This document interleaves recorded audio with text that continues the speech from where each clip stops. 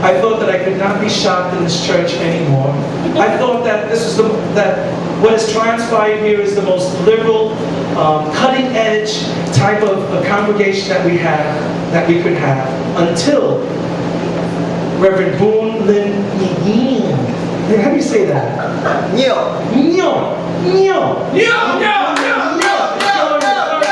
So why don't you give a warm welcome as he makes his hot body way up here.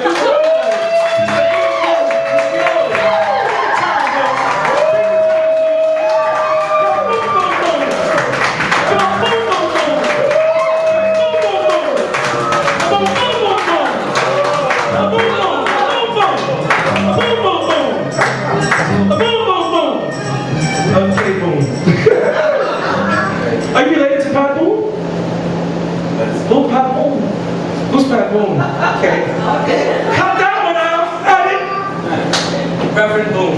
I can say, well, I'll take the words of Reverend Troy Perry, and that he says that we have a little star on the horizon here in the Reverend Boon Lin. Say it again. Nyo. Say it again. No. With an N, okay, I got that. Well, listen, it's really a pleasure to.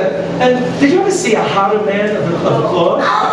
Check out that bud. Stand, show it up. Give it a profile. You gotta stand for the people. Give him at least an arm. Come on. Look at that. Make you feel cheap, and I'm in the fitness industry, boy. Okay, well, you've had a very, very interesting history, I have to say. Your birthplace is Kuantan, Pahang, Malaysia. Did I say that right? Yeah. Oh, okay. Now, you were born in 1970 on a very hot June 8th. Is it warm in Malaysia? June 18th. June 18th. Is it warm there? In Malaysia, every day is 98. Wow. No wonder you're so hot. It's kind of infused in your DNA. Now, your family structure, mom is still alive and kicking, but dad passed away when you were 13. I'm sure that was very traumatic. What was that like for you? I'm an adult son in my family. So when he passed away, I was only 13 years old. So and then I had to basically take care of the family. The breadwinner? Yeah. Speak up, Boon! Well, thank you for helping him soar. Okay, you want to get a seat. Give a sound check to Miss Chong in the audience there. Hey, Miss Chong! Yeah, give him a sound check. Hello? Yes, there you go. Okay, good. Okay, we got that far away. Okay, now, my God, you've had so much education, a BA in sociology, a master's in sociology, a master's in theological studies, a doctorate candidate in sociology, a doctorate candidate in theology. Where do you get time for all this? Well, I came to this country 10 years ago, and it was everything I wanted to do. I was going to school here. So, yeah. Into the mic. Yeah. So that's what I do. I see. Go to school. Well, fond memories of childhood, I see you left that blank.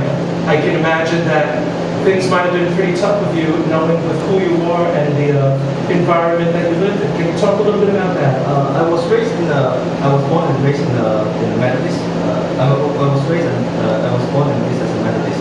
So it was a Christian family. In Malaysia, all Christians are evangelized by missionaries from UK and US. They are all religious fundamentalists. So we are religious fundamentalists, and even I think we are more fundamentalists than the fundamentalists here.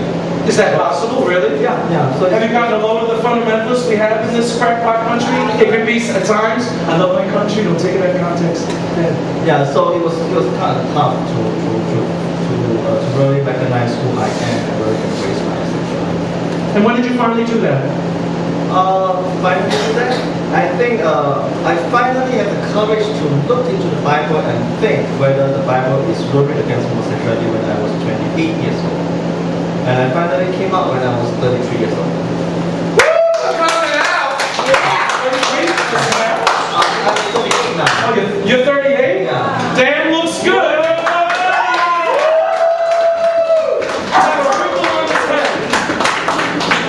Okay, now, proud achievements. Even though English is not your first language, you seriously learned this language when you were 29. You have earned some degree in the United States. What degree?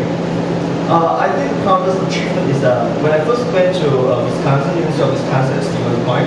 I have some really knowledge of English, but I couldn't really speak English. I can't really know which one is grammatically correct. Are you happy or do you happy?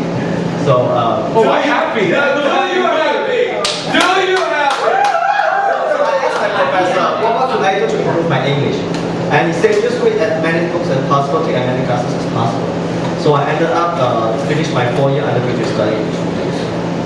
So I think he was amazed. I finished my first month of college in 5 years. That's great. I'm so You're happy. still going. Now I have to say, Reverend Boon, that the most inflammatory and the most provocative sermons that I've ever heard in my whole life have indeed been given by you. Now I want to know, yeah, it's very provocative, yeah, it's inflammatory. And I want to know, academic. what? And academic. And academic too. No, he always has a point. Now I want to know, how is it that you reconcile using inflammatory language within the context of a sermon in order to make a spiritual point? Well, because I don't think it's inflammatory.